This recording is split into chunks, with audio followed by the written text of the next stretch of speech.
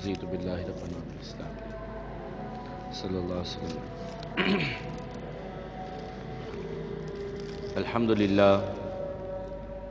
الحمدللہ نحمده ونستعینه ونستغفره ونؤمن به ونتوکل علیہ ونعوذ باللہ من شرور انفسنا ومن سیئات اعمالنا من يهده الله فلا مضل له ومن يضلل فلا هادي له.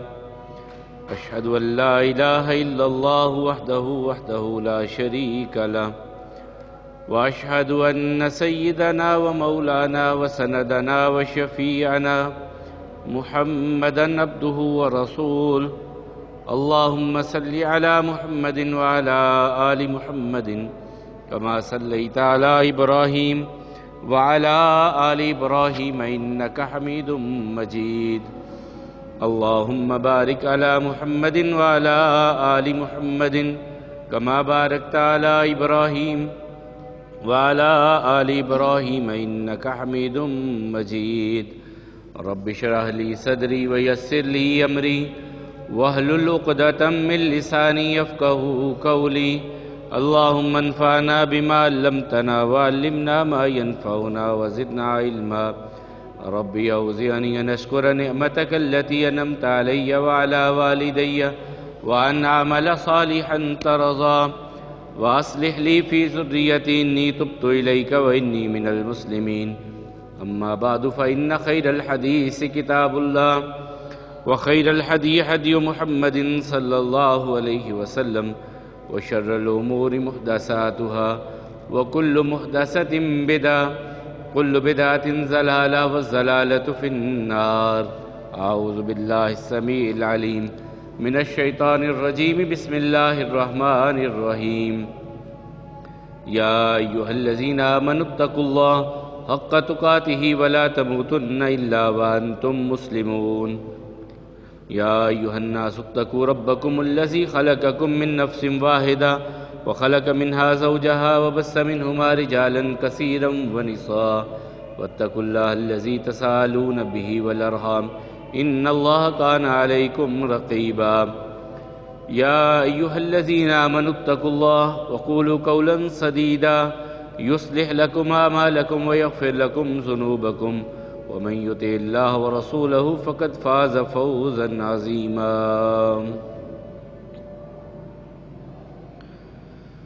اللہ احکم الحاکمین کی بے پناہ حمد و ثنا کہ جو اس کائنات کے خالق بھی ہیں مالک بھی ہیں. لاکھوں کروڑوں درود و سلام امام الانبیاء والمرسلین امام اعظم جناب محمد کریم علیہ تحیت و تسلیم پہ. رحمت و مغفرت کی دعا صحابہ کرام تابعین عظام ائمہ مجتہدین اور تمام مرحومین مسلمین کے لیے پوری انسانیت کے لیے امن ایمان اور ہدایت کی دعا کے بعد آج 22 جمادی الثانی جمعہ کے دن ہم اللہ کے گھر میں موجود ہیں اور سعادت مند ہیں وہ لوگ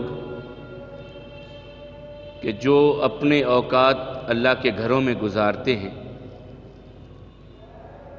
سعادت مند ہیں وہ لوگ جنہیں اللہ احکم الحاکمین اپنے گھر میں بیٹھنے کی توفیق اور سعادت عطا فرماتے ہیں.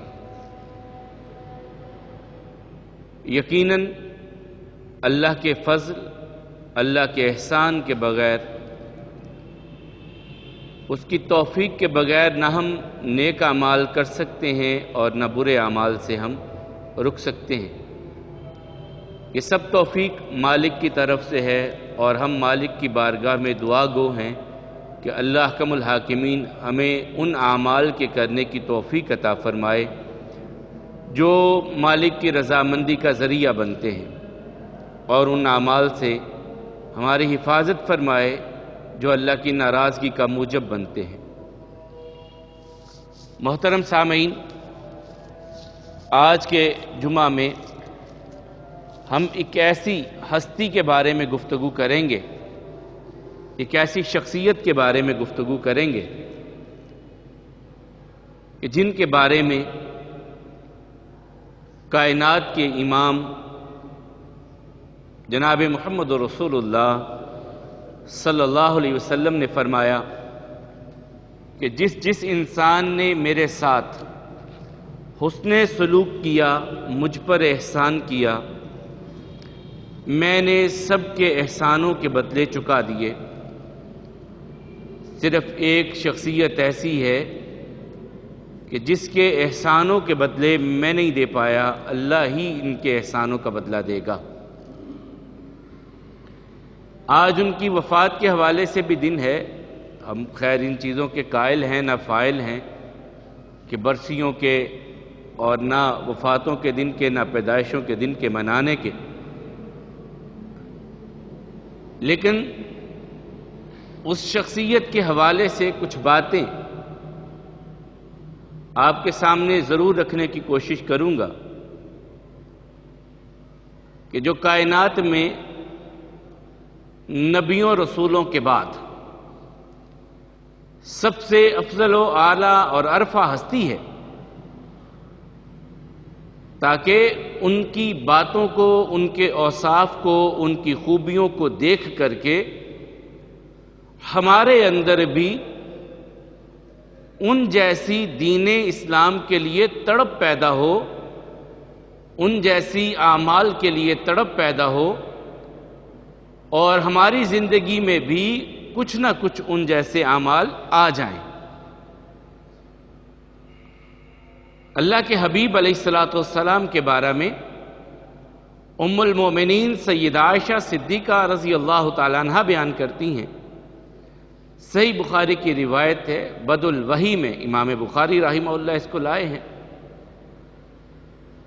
کہ رسول اللہ صلی اللہ علیہ وسلم کی زندگی میں ایسے دن آئے کہ جو خواب دیکھتے پورا ہو جاتا۔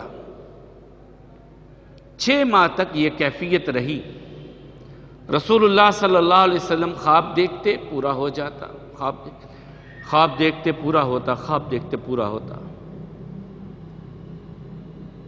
پھر میری اور آپ کی ٹھنڈک جناب محمد رسول اللہ صلی اللہ علیہ وسلم کے دل میں گوشہ نشینی ڈال دی گئی۔ آپ حرا میں چلے جاتے، کچھ ستو پانی لے کر کے، کچھ کھجوریں میسر ہوتی، یا گھر سے کوئی چیز لے کر کے وہاں چلے جاتے اور اللہ کی عبادت میں منہمک رہتے،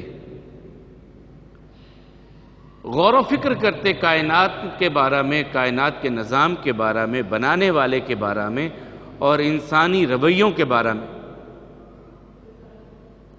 6 ماہ تک یہ کیفیت پہلے رہی خوابوں کی، پھر یہ دورانیہ آ گیا حرا کا۔ پھر رسول اللہ صلی اللہ علیہ وسلم کے سامنے جبریل امین علیہ السلام وہ آئے، آ کر کے رسول اللہ صلی اللہ علیہ وسلم کے پاس اور کہا اقرا پڑھیے۔ رسول اللہ صلی اللہ علیہ وسلم فرماتے ہیں ما انا بقارئ، میں پڑھا ہوا نہیں ہوں۔ جبریل امین علیہ السلام نے گلے سے لگایا اور دبایا، پھر چھوڑ دیا اور پھر کہا اقرا پڑھیے۔ جواب وہی تھا ما انا بقارئ، میں پڑھا ہوا نہیں ہوں۔ 3 مرتبہ ایسا ہی ہوا، پھر کہا اقرا بسم ربک الذی خلق خلق الانسان من علق، اقرا پڑھیے بسم ربک الذی خلق، اس رب کے نام سے جس نے پیدا کیا ہے، جس نے خون کے لوتھڑے سے انسان کو بنایا ہے، پڑھیے آپ۔ رسول اللہ صلی اللہ علیہ وسلم پڑھتے گئے اور وہ پیچھے پیچھے جبریل امین علیہ السلام کے۔ یہ 5 آیات ابتدا ہیں، پہلی وحی ہے، پہلا پیغام ہے اللہ احکم الحاکمین کی طرف سے انسانوں کے نام کہ پڑھیے اس رب کے نام سے جس نے آپ کو پیدا کیا ہے، جس نے خون کے ایک لوتھڑے سے آپ کا وجود قائم کیا ہے، اس رب کے نام پہ پڑھیے، اس رب کے نام سے پڑھیے جس نے عزتیں عطا کی اور انسان کو وہ سکھایا جو انسان نہیں جانتا تھا۔ حبیب خدا صلی اللہ علیہ وسلم حرا سے اترے اور گھر کی طرف آئے۔ ماں خدیجۃ الکبریٰ رضی اللہ تعالیٰ عنہ سے کہنے لگے زملونی دثرونی، چادر دو، کمبل دو مجھ کو۔ کچھ دیر کے لیے یہ کیفیت کم ہوئی تو پھر سیدہ خدیجہ رضی اللہ تعالیٰ عنہ سے اپنا یہ سارا واقعہ شیئر کیا، بیان کیا ان کو۔ انہوں نے فوراً ایک جملہ زبان پہ آیا، قل واللہ لا یخزیک اللہ ابدا، اللہ کی قسم اللہ آپ کو کبھی ضائع نہیں کریں گے۔ کیوں؟ 5 خوبیاں پھر رسول اللہ صلی اللہ علیہ وسلم کی انہوں نے بیان کی۔ انک لتصل الرحم وتقرئ الضیف وتحمل القلب، آپ مہمانوں کی عزت کرنے والے ہیں، آپ مہمانوں کی عزت کرنے والے ہیں، اللہ آپ کو ضائع نہیں کرے گا۔ وتحمل القلب، آپ جو بوجھ نہیں اٹھا سکتے ان کا بوجھ آپ اٹھاتے ہیں۔ وتعین علی نوائب الحق، آپ حق کی بات پہ کھڑے ہو جاتے ہیں، حق کے ساتھ کھڑے ہو جاتے ہیں۔ وتکسب المعدوم، جن کا کوئی کمانے والا نہیں ہوتا آپ ان کے لیے کما کر کے ان کو کھلاتے ہیں، ان کے لیے رزق کا جو ہے کمانے کا ذریعہ بنتے ہیں ان کے لیے۔ اور آپ سچ بولتے ہیں، یہ 5 چیزیں کہیں انہوں نے۔ سچ بولتے ہیں، مہمان کی عزت کرتے ہیں، صلہ رحمی کرتے ہیں، رشتہ داروں کو ملاتے ہیں، آپ ان لوگوں کا بوجھ اٹھاتے ہیں جو اپنا بوجھ نہیں اٹھا سکتے، اور آپ ان لوگوں کے لیے کماتے ہیں، آپ کی کمائی، آپ کی آمدن ان لوگوں کے لیے ہے جن کا کوئی کمانے والا نہیں ہے۔ اب ان 5 چیزوں کو اپنی زندگی میں سوچئے، لائیے، دیکھیے کیا ہم میں یہ خوبیاں ہیں؟ اور سیم یہی بات ایک کافر سردار نے سیدنا ابو بکر رضی اللہ تعالیٰ عنہ کے بارے میں کہی تھی۔ جب ایک وقت آیا، مسلمان ہوئے، اور یہ اول المسلمین ہیں، ابو بکر رضی اللہ تعالیٰ عنہ اول المسلمین ہے۔ بعض بڑا جھگڑا کرتے ہیں کہ نہیں حضرت علی تھے یا حضرت ابو بکر تھے، جھگڑے کی کیا بات ہے، اختلاف کی تو بات ہی نہیں ہے، خام میں ہم اختلاف میں چلے جاتے ہیں۔ حضرت عمار رضی اللہ تعالیٰ عنہ کہتے ہیں، صحیح بخاری کی روایت ہے، کہ میں نے رسول اللہ صلی اللہ علیہ وسلم کے پاس غلام اور عورتیں اور ابو بکر کے سوا کسی کو نہیں دیکھا، پہلے ایمان لانے والے۔ اور یہ تو اسلام کی ظہور سے پہلے رسول اللہ صلی اللہ علیہ وسلم کی دوستی ان کے ساتھ تھی، تعلق تھا، بیٹھنا اٹھنا تھا ان کے ساتھ، ابو بکر رضی اللہ تعالیٰ عنہ کے ساتھ۔ اور بات یہ ہوتی ہے، میں ایک بات کہتا ہوں، میرے بچے مانتے ہیں، میری بیوی اس کو تسلیم کرتی ہے، میرے گھر والے تسلیم کرتے ہیں، لیکن سب سے بڑی بات ہوتی ہے جب کوئی باہر سے تسلیم کرے۔ ماں خدیجہ رضی اللہ تعالیٰ عنہ ایمان لائیں، وہ گھر میں تھیں، حضرت علی گھر میں تھے، حضرت زید گھر میں تھے، حضرت زینب گھر میں تھیں، ام کلثوم اور رقیہ گھر میں تھیں۔ باہر سے جس نے سب سے پہلے تصدیق کی وہ تو ابو بکر رضی اللہ تعالیٰ عنہ تھے، جنہوں نے رسول اللہ صلی اللہ علیہ وسلم کی دعوت پہ لبیک کہا، اور لبیک ہی نہیں کہا بلکہ رسول اللہ صلی اللہ علیہ وسلم کے پیغام کو ایک انسان سے دوسرے انسان تک، دوسرے سے تیسرے، تیسرے سے چوتھے تک لے کر کے گئے۔ ہم سب جانتے ہیں عشرہ مبشرہ صحابہ کرام جن کے نام لے کے رسول اللہ صلی اللہ علیہ وسلم نے جنت کی بشارت دی ہے، ان 10 میں سے 5 صحابہ کرام حضرت ابو بکر رضی اللہ عنہ کی دعوت پر مسلمان ہوتے ہیں۔ یعنی اس پیغام کو لے کر کے ابو بکر رضی اللہ تعالی نکل پڑے۔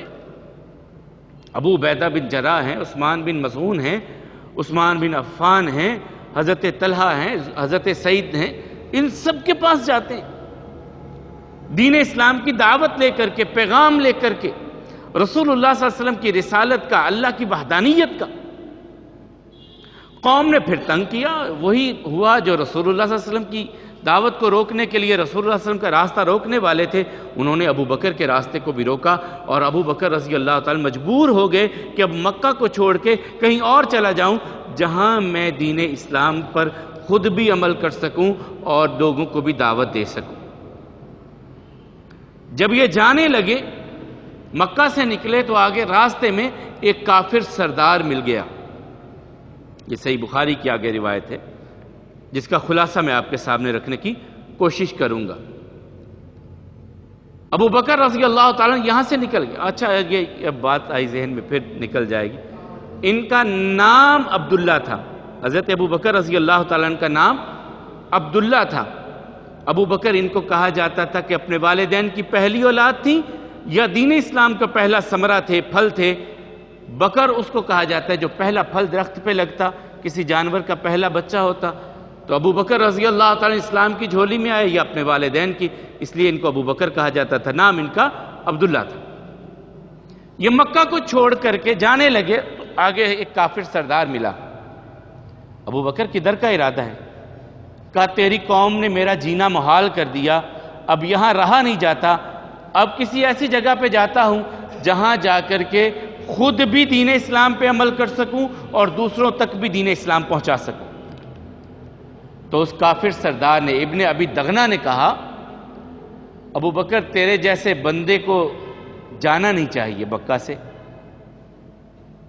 تو ایک ایسا انسان، ایک ایسا بہترین انسان ہے کہ جو معذوروں کے بوجھ اٹھاتا ہے۔ وہی بات جو حضرت خدیجہ نے رسول اللہ صلی اللہ علیہ وسلم کے بارے میں کہی تھی، آپ ابو بکر وہ ہیں کہ جو اپنی کمائی یتیموں مسکینوں کے لیے رکھتے ہیں، آپ حق والے کے ساتھ مظلوم کے ساتھ کھڑے ہوتے ہیں، آپ رشتہ داروں کو ملاتے ہیں۔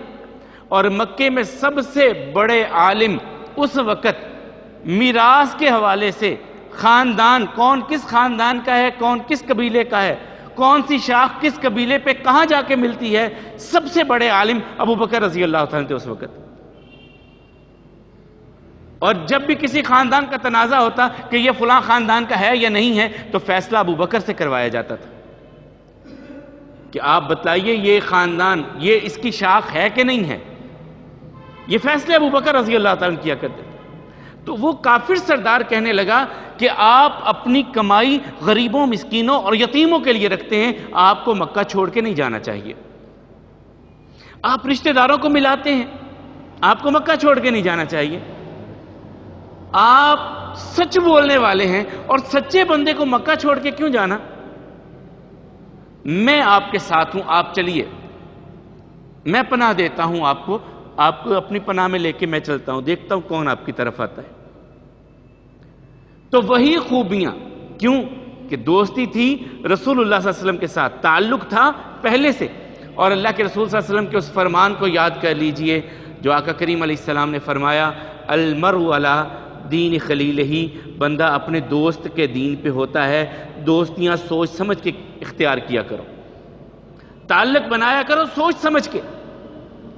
اور میں اکثر ہماری کلاس میں بھی بات ہوتی ہے تو میں کہتا ہوں آپ کسی انسان سے پوچھ لیں، اچھے کی محفل انسان کو اچھے کی طرف لاتی ہے، اچھائی کی طرف لاتی ہے، اور بری محفل انسان کو برائی کی طرف لے ہی جاتی ہے، دھکیل ہی لیتی ہے۔ ابو بکر رضی اللہ تعالیٰ کی محفل تھی رسول اللہ صلی اللہ علیہ وسلم کے ساتھ، ان کی مجلس لگتی تھی رسول اللہ صلی اللہ علیہ وسلم کے ساتھ۔ اب جو اوصاف کریمانہ آقا کریم علیہ السلام کے تھے وہی ابو بکر میں آتے گئے، جس طرح آقا علیہ السلام سچ بولتے ابو بکر بھی اسی طرح۔ ابھی یہ اسلام کے ظہور سے پہلے کی بات ہے، اعلان نبوت سے پہلے کی باتیں ہیں۔ ابو بکر بھی انہی اصولوں پہ تجارت کرتے جو رسول اللہ صلی اللہ علیہ وسلم کے تھے، اسی طرح لوگوں کے ساتھ اچھا سلوک کرتے جس طرح رسول اللہ صلی اللہ علیہ وسلم کو دیکھتے۔ اب یہ سارے اوصاف اپنائے ابو بکر رضی اللہ تعالیٰ نے، اور یہ دین اور اسلام اور ایمان کی ایک روشنی تھی جو ان کے وجود میں اللہ تعالیٰ نے عطا کی۔ رسول اللہ صلی اللہ علیہ وسلم کی مخالفت، پھر انہوں نے جب مکہ میں آئے تو سب سے پہلے اپنے گھر میں چھوٹی سی مسجد بنائی، مسجد البیت۔ یہ ہمارے ہاں نہیں ہوتا، عرب میں اب بھی ہے، ان کے گھر ہوتے ہیں تو وہ چھوٹی سی مسجد بنانے کی کوشش کرتے ہیں، گھر میں مسجد چھوٹی سی بنائیں، کوئی جگہ مخصوص کر لیں مسجد کے لیے کہ جہاں ہم نماز پڑھیں گے، اسے صاف رکھنا ہے۔ ہمارے ہاں ایسا نہیں ہوتا۔ انس بھی رضی اللہ تعالیٰ عنہ کہتے کہ ایک دفعہ ہماری طرف سے بھی ایک درخواست آئی تھی رسول اللہ صلی اللہ علیہ وسلم کو کہ ہمارے گھر میں آئیے، ہم چاہتے ہیں کہ گھر میں ایک جگہ خاص کر لیں، آپ وہاں پہ نماز پڑھ دیں، آغاز کر دیں، تاکہ گھر میں خواتین نے، بچوں نے جب نماز پڑھنی ہو تو اس جگہ پہ نماز پڑھا کریں۔ تو اللہ آپ کو کشادہ گھر عطا فرمائے، ہم سب کو اللہ تعالیٰ وسیع گھر عطا فرمائے، تو اپنے گھروں میں مخصوص کیجئے جگہ، ایک چھوٹی سی جگہ بنائیے۔ اللہ ہو سکتا ہے اسی مسجد کو آپ کی قبول کر کے جنت میں گھر بنا دے، تو اپنے گھروں میں کوشش کیجئے کوئی گوشہ مختص کرنے کا مسجد کے طور پہ۔ رسول اللہ صلی اللہ علیہ وسلم گئے اور انس کہتے ہیں کہ کھڑے ہو گئے سامنے، کہا بھائی بتاؤ مجھے کہاں نماز آپ چاہتے ہیں، کس جگہ کو مخصوص کرنا چاہتے ہیں؟ ہم نے بتا دی تو رسول اللہ صلی اللہ علیہ وسلم کھڑے ہو گئے، پیچھے ہم کھڑے ہو گئے، خواتین پیچھے کھڑی ہو گئیں، نبی کریم صلی اللہ علیہ وسلم نے 2 رکعت ادا کی۔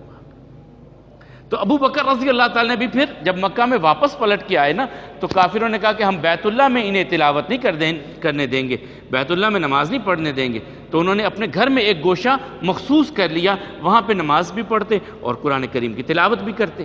اب جب ابو بکر رضی اللہ تعالیٰ قرآن کریم کی تلاوت کرتے تو بے اختیار ان کی آنکھوں سے آنسو رواں ہو جاتے۔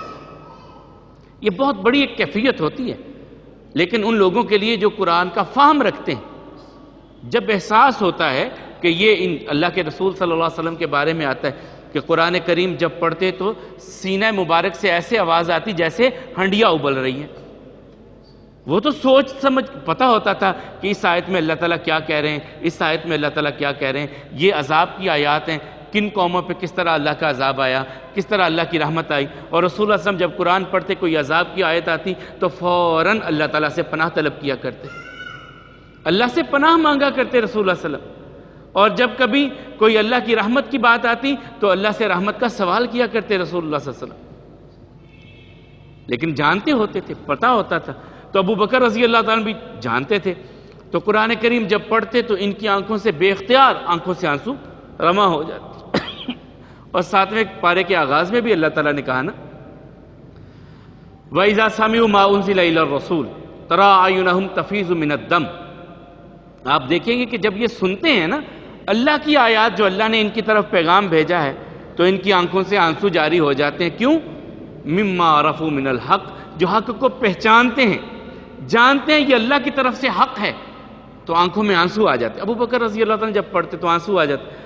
اب محلے کے بچے، خواتین اکٹھی ہو جاتی تو وہ تو پریشان ہو جاتے کہ ہیں ابو بکر پڑھ رہے ہیں اور یہ ان بچوں پہ اور ان خواتین کے دلوں پہ اثر ہوگا، ہم تو دین اسلام کو روکنا چاہتے ہیں، منع کرنا چاہتے ہیں، رکاوٹ کھڑی کرنا چاہتے ہیں، ان کی وجہ سے تو لوگ پھر دین کی طرف آئیں گے۔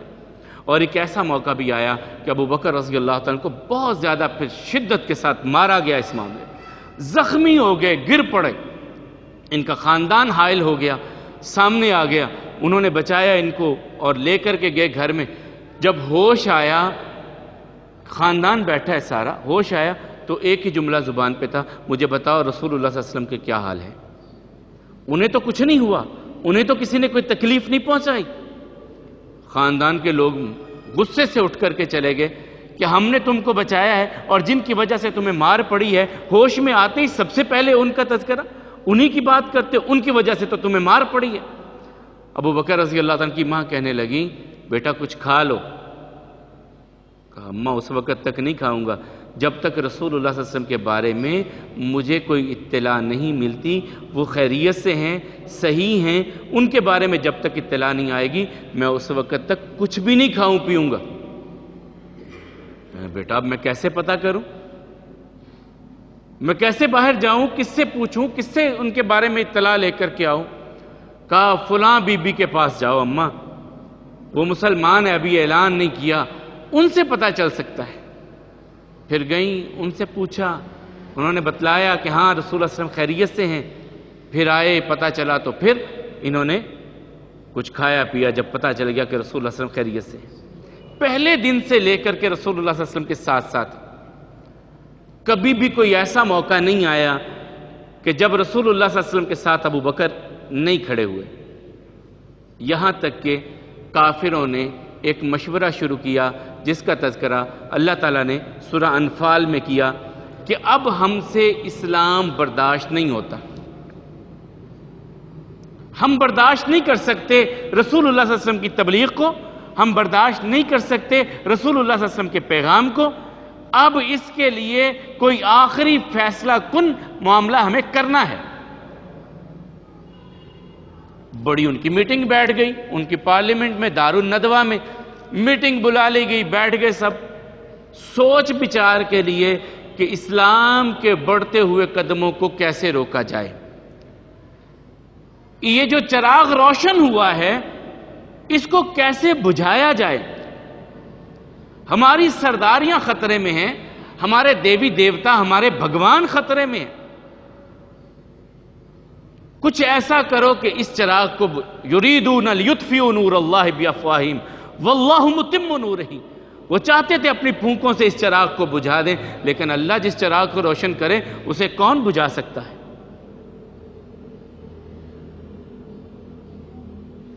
مشورہ ہونا شروع ہوا کہ رسول اللہ صلی اللہ علیہ وسلم کو قید کر دیا جائے، قید کر دیا جائے۔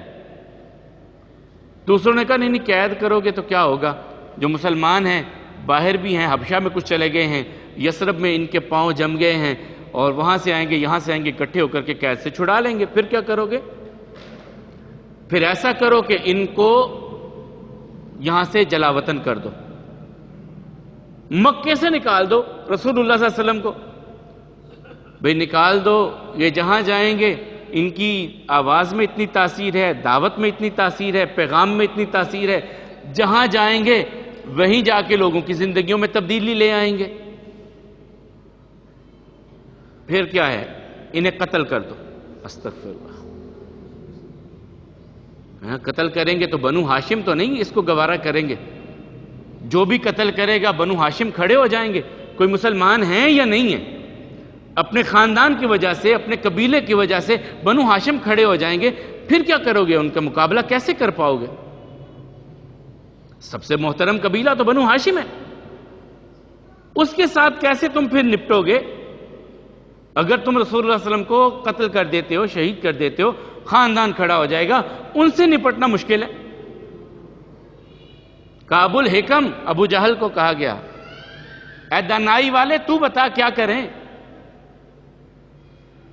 اس نے کہا ایسا کرو کہ ہر خاندان کے نوجوان کو لو اور یک بارگی حملہ کریں گے تو کسی ایک قبیلے پہ بات نہیں آئے گی، سارے قبیلے اس میں شامل ہو جائیں گے۔ بنو ہاشم سب قبیلوں سے نہیں لڑ سکتے، ایک آدھ قبیلہ ہوگا تو مقابلے میں آ جائیں گے، لیکن زیادہ ہوں گے تو ان کے لیے لڑنا مشکل ہو جائے گا۔ اب یہ پروگرام بنا رہے ہیں، تدبیریں کر رہے ہیں، اور اللہ تعالیٰ بھی تدبیر کر رہا ہے۔ یہ پروگرام بنا کے بیٹھے کہ ہم ایسے کریں گے، ایسے کریں گے، ایسے کریں گے، پورا پلان تیار ہو رہا ہے، اور اللہ کی طرف سے جبریل آ گئے، یا رسول اللہ صلی اللہ علیہ وسلم یہ پروگرام آپ کے لیے بن رہے ہیں، آپ ایسا کریے، اب یہاں سے کوچ کیجئے۔ خواب میں دکھا دیا گیا کہ جو آپ کی دارالہجرت ہے وہ کھجوروں کے جھنڈ ہیں، کھجوروں کے باغات ہیں، وہاں پہ کہا میرے دل ذہن میں دو چیزیں آئیں، ایک تہامہ آیا، دوسرا میرے ذہن میں یثرب آیا کہ یہاں پہ دونوں جگہ پہ کھجوریں بہت ہوتی ہیں، یا میں تہامہ کی طرف جاؤں گا یا یثرب کی طرف جاؤں گا، لیکن اللہ تعالیٰ نے کچھ انتظام پہلے یثرب کے حوالے سے کیا تھا کہ وہاں سے مسلمان صحابہ کرام ہوئے، 6 ہوئے، پھر زیادہ ہوئے، 18 ہوئے، پھر 72 کے قریب بھی گئے، اور انہوں نے آ کر کے دعوت دی کہ یا رسول اللہ صلی اللہ علیہ وسلم اب کب تک آپ یہاں پہ چھپ چھپ کے دعوت دیتے رہیں گے؟ آپ آئیے ہمارے پاس، ہم آپ کو مدینہ میں، یثرب اس وقت تو مدینہ نہیں تھا، یثرب میں ہم آپ کو ویلکم کہتے ہیں، ہم اپنے گھروں میں ٹھہراتے ہیں آپ کو، آپ وہاں آپ کر کے سکون سے اطمینان کے ساتھ اللہ کے دین کی دعوت دیجئے۔ رسول اللہ صلی اللہ علیہ وسلم تیار ہو گئے تھے، اور ادھر یہ تدبیریں چل رہی تھیں۔ حضرت عباس رضی اللہ تعالیٰ جو اس وقت تک ابھی مسلمان نہیں ہوئے تھے لیکن نبی کریم صلی اللہ علیہ وسلم سے ہمدردی رکھتے تھے، چچا تھے، وہ نبی کریم صلی اللہ علیہ وسلم کے ساتھ انصار کے ان لوگوں کے پاس آئے جو حج کرنے کے لیے آئے تھے، اور یہ بات کر رہے تھے، رسول اللہ صلی اللہ علیہ وسلم کو دعوت دے رہے تھے کہ آپ وہاں تشریف لائیں۔ حضرت عباس کہنے لگے سنو بھائی، یہاں پر ہیں تو ان کا خاندان ان کے آگے پیچھے ہے، وہ مسلمان ہیں یا نہیں؟ بنو ہاشم ان کے ساتھ کھڑا ہے، مسلمان ہیں یا کافر ہیں؟ وہ خاندان کی وجہ سے محمد صلی اللہ علیہ وسلم کے ساتھ کھڑے ہیں. تم انہیں لے جاتے ہو مدینہ میں، یثرب میں، وہاں جا کر کے تم پورے عرب کو اپنا مخالف بنا لو گے. کل کلاں ان پر کوئی مشکل آتی ہے، پھر تم ہاتھ اٹھا لو کہ جی ہم تو ان مشکلات میں ساتھ نہیں کھڑے ہو سکتے، تو پھر کیا کرو گے؟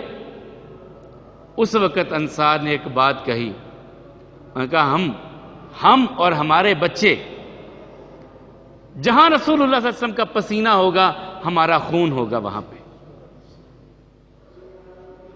ہم دعوت دینے کے لیے آئے ہیں، پورے شعور کے ساتھ آئے ہیں. ہمیں احساس ہے کہ جب رسول اللہ صلی اللہ علیہ وسلم مدینہ میں پہنچیں گے، یثرب میں پہنچیں گے، تو وہاں پر کیا کیا مخالفتیں ہمیں سامنا ان کا کرنا پڑے گا، کیسی کیسی مشکلات ہم پہ آ سکتی ہیں. ہم پورے سوچ سمجھ کے آئے ہیں اور یہ اقرار کر رہے ہیں یہاں حرم پاک میں کہ جہاں رسول اللہ صلی اللہ علیہ وسلم کا پسینہ ہوگا ہم اپنا خون بہائیں گے. اور انہوں نے ایسا ہی کیا، وعدہ پورا کر کے دکھایا. اب رسول اللہ صلی اللہ علیہ وسلم حضرت ابو بکر کے پاس آئے. ابو بکر، اللہ نے ہجرت کے لیے کہہ دیا ہے، نکلنا ہے. کہا میں آپ کے ساتھ ہوں. کہا تم میرے ساتھ ہو، تم میرے ساتھ ہو. یہ رفاقت کا انتخاب کون کر رہا ہے؟ اللہ انتخاب کر رہا ہے کہ رسول اللہ صلی اللہ علیہ وسلم کے لیے ہجرت میں اگر کوئی رفیق سفر ہوگا تو وہ ابو بکر ہوگا. یہ اللہ کا انتخاب ہے، کیونکہ رسول اللہ صلی اللہ علیہ وسلم اپنی مرضی سے نہیں کر رہے تھے. وہ تو ہر کام جو کر رہے ہیں اللہ کی مرضی سے کر رہے ہیں. یہ انتخاب بھی اللہ کے اذن سے تھا، اللہ کی طرف سے انتخاب تھا کہ علی بستر پہ سوئیں گے اور ابو بکر کی گود میں آپ سوئیں گے. یہ اللہ کا انتخاب تھا. نبی کے بستر پر علی سوئیں گے اور ابو بکر کی گود میں نبی سوئیں گے. یہ اللہ کا انتخاب تھا. ابو بکر کہتے ہیں میں نے اونٹنیاں 2 بڑی تیار کی تھی کھلا پلا کے پہلے سے، کہ اگر اللہ نے یہ موقع دیا، یہ سعادت میرے مقدر میں آئی، تو میں نے اونٹنیوں کو پہلے سے تیار کیا تھا. کہتے ہیں ہم نکلے، بیٹی نے کھانا بھی بنا دیا، کچھ لے کر کے نکلے سور کی طرف، غار سور کی طرف. یہ سیدھی چڑھائی ہے. رسول اللہ صلی اللہ علیہ وسلم، حضرت ابو بکر رضی اللہ عنہ، گھر میں جو کچھ تھا ساتھ لے لیا. اب یہاں ایک بہت بڑی بات ہے، ہم کسی کو دعوت دینا کہ یار 10 منٹ ہے، 15 منٹ کے لیے کسی پروگرام میں، جلسے میں جانا ہے، تو بہت ساری چیزیں یاد آتی ہیں.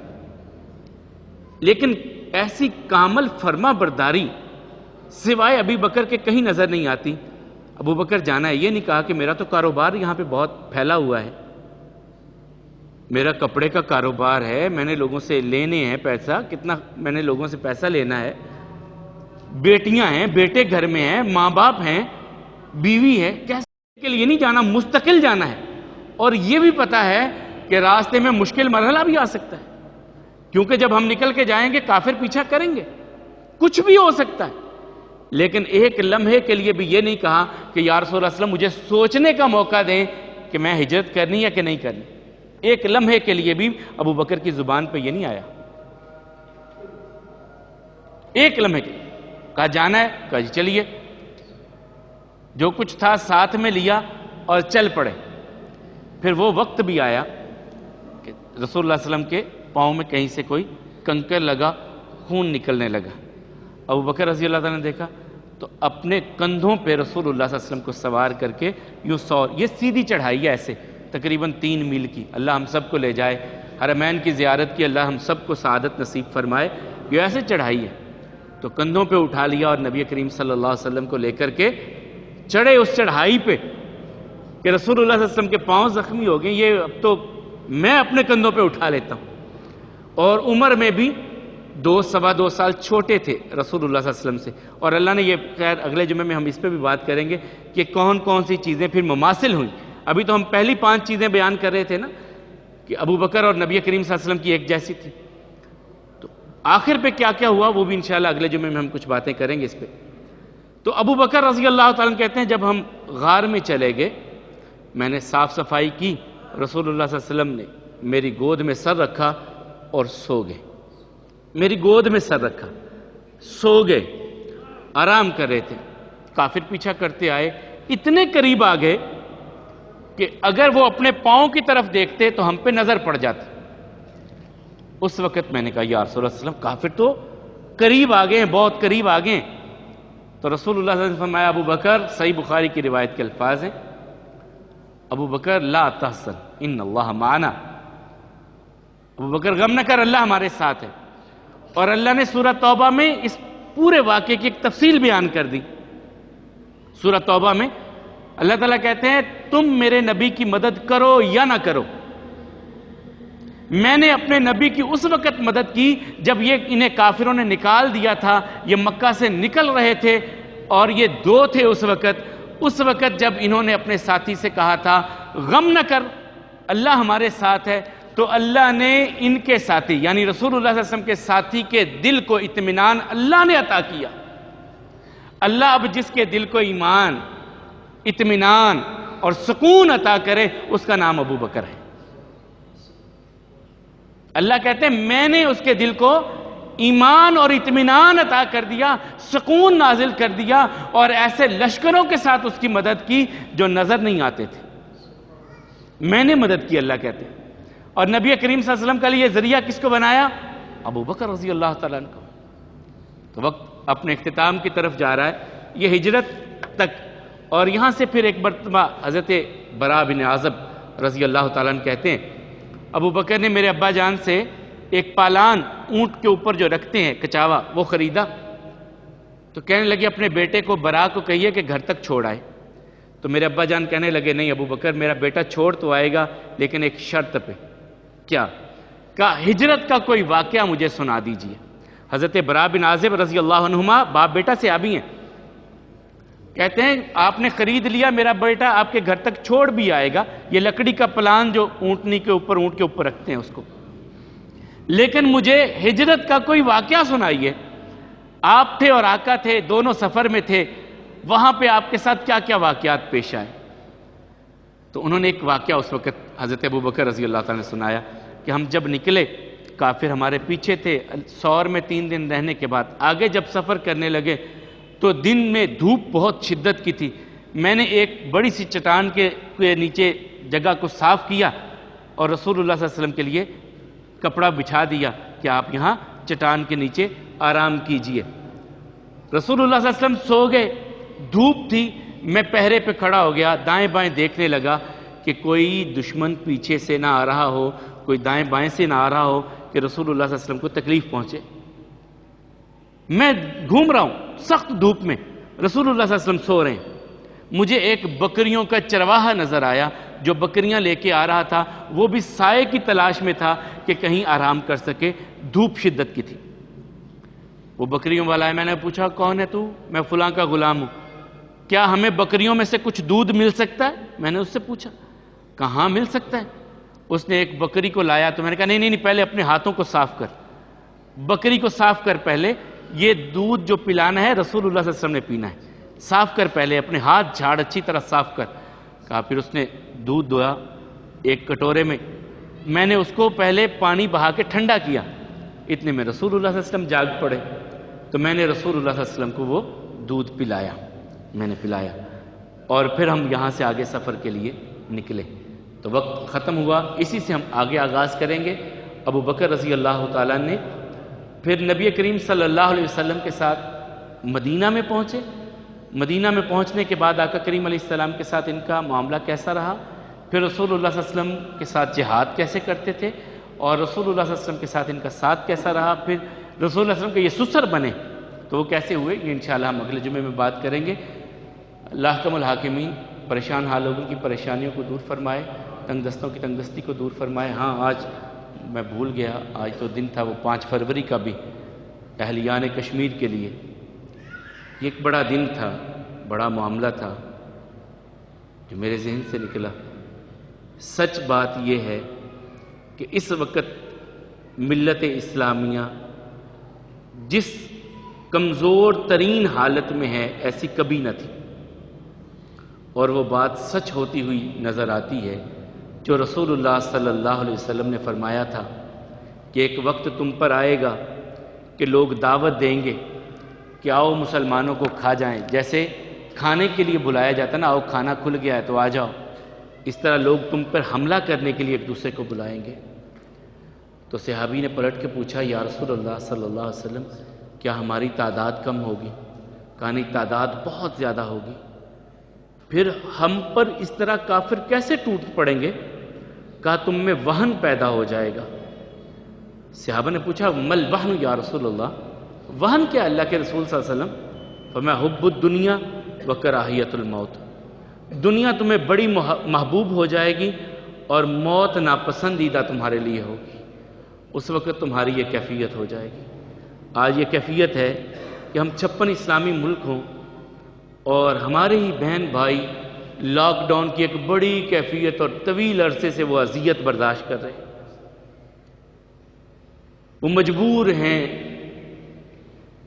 ظلم سہ رہے ہیں، نہ عزتیں محفوظ ہیں، نہ مال محفوظ ہیں، نہ جانیں محفوظ ہیں، اور ہم صرف احتجاج کر کے، بیان جاری کر کے اپنے گھروں میں چلے آتے ہیں۔ کچھ نہیں کر سکتے ہم تو کم از کم اپنی دعاؤں میں ایک حصہ ان کے لیے مختص تو کر سکتے ہیں۔ چلیں جہاد کا نام لینا تو آج مشکل ہو گیا، یہ نام بھی ہم نے لینا ترک کر دیا۔ دعا تو کر سکتے ہیں، اپنی دعاؤں کا ایک حصہ مختص تو کر سکتے ہیں کہ یا اللہ ان لوگوں کا قصور کیا ہے؟ دنیا جہان میں ڈنڈورے پیٹے جاتے ہیں ہیومن رائٹس کے، انسانی حقوق، انسانی حقوق، کہاں گئے وہ لوگ؟ کہاں ان کی آنکھیں بند ہیں اب؟